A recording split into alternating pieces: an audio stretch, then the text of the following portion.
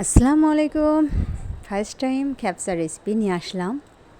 জানি না এটা কেমন হবে, আশা করি ভালো হবে ইনশাল্লাহ। মাংসের পিসগুলোকে একটু বড় সাইজ করে কেটে নিয়েছি। এরপর এটাকে পানি দিয়ে সিদ্ধ করে নিলাম। আর এই সিদ্ধ করা পানির মধ্যে আমি চাউলটাকে অ্যাড করব।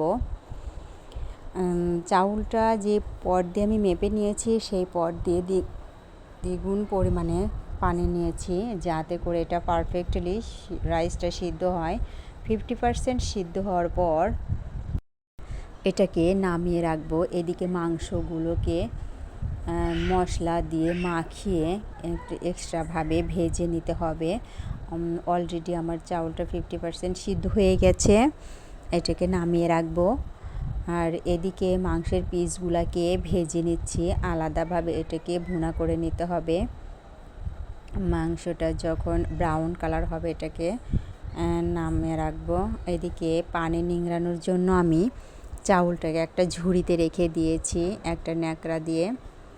আর মাংসগুলোকে যেহেতু আলাদা ভুনা করে নিতে হবে, এই জন্য আমি রসুন,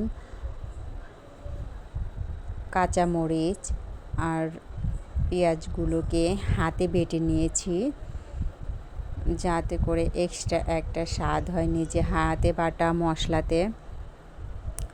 মাংসগুলোকে সুন্দর করে ভুনা করে নিয়ে এটাকে অ্যাড করে নিতে হবে।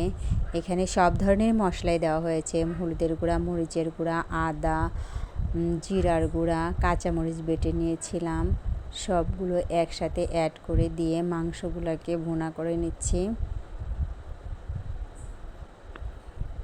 মাংস ভুনা করা শেষ হলে এখন আমি কড়াইতে এটা ঘি দিয়ে নেব নিচে, তাহলে এটা নিচে লেগে যাবে না। এরপর রাইসগুলাকে, সিদ্ধ করা রাইসগুলাকে এখানে দিয়ে দিব।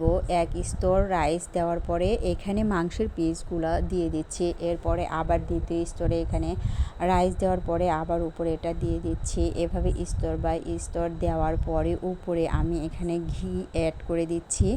এতে সুন্দর ফ্লেভার আসবে এবং খেতেও অনেক মজা লাগবে। কিছুক্ষণ এটা দমে রাখার জন্য রেখে দিব, 10 মিনিট রাখলেই এনাফ।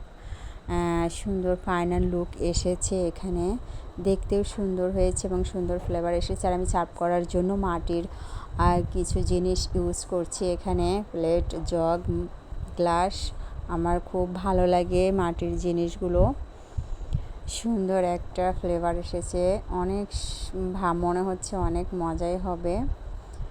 এখন গরম গরম সবাইকে সার্ভ করে দিব।